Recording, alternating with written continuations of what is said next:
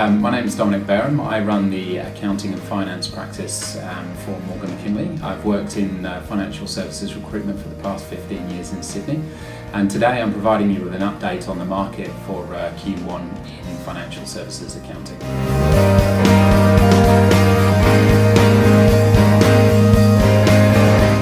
So we find it quite hard to predict a full year ahead, and it has been that way in financial services for some time.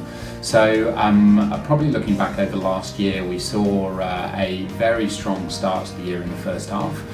Post year end, it was a little bit sluggish to pick up, and then a flurry of activity before we closed out for Christmas.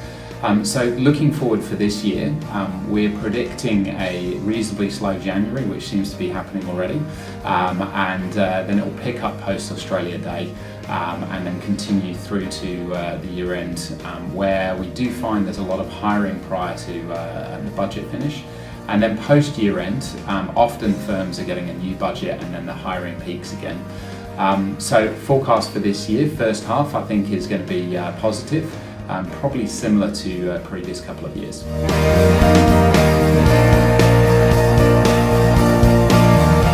So we've seen a number of factors affecting the financial services market over the past 18 months.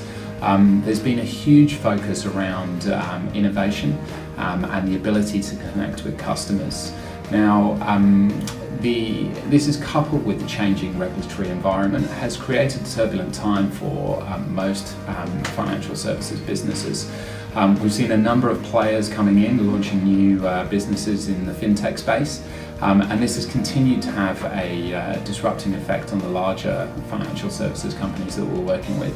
We've seen a number of financial services businesses that are smaller hiring, and so we've seen more activity within SME and continued cost pressures within those larger businesses, and all of them looking at return on investment. Through that analysis of return on investment and capital, we've seen announcements from the likes of ANZ and NAB around whether they divest large parts of their businesses like insurance and wealth management. So a number of affecting factors, and we'll continue to see that during 2017.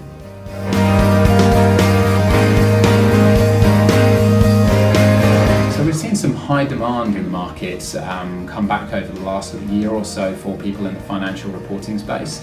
And I think that has been where we've had a lot of SMEs recruiting and needing financial control and finance managers. We have seen continued demand for people in the regulatory space for obvious reasons with the previous mentioned regulatory changing environment, and also a strong focus around finance business partners. Now that can really be split between revenue and cost. Cost has probably had a higher priority over the last year or so as businesses are looking to improve productivity and strip out costs of their business.